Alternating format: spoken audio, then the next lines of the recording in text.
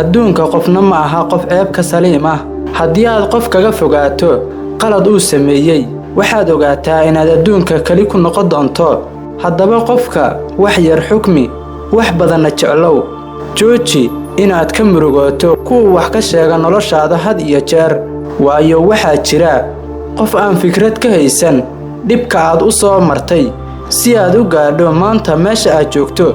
carabkaagu yuusan ka sheekayn ceebaha dadka kale, adiga laftaadu waxaad ogaataa inaad ceeb leedahay. qof kastana carab uu leeyahay. haddii ay ishaad u aragto ceebaha walaalka, ka qari indhahaaga oo ha ka sheekaynin ceebaha walaalka.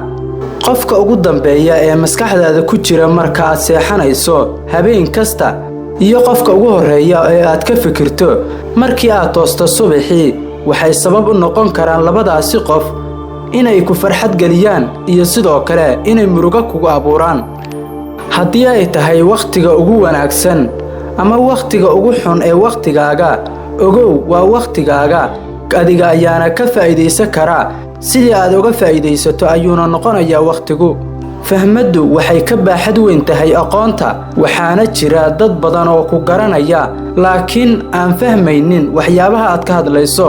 adduunka markaad ka tagto waxaa lagugu xasuusan doonaa wixii aad ka tagtay, xumaan ama wanaag.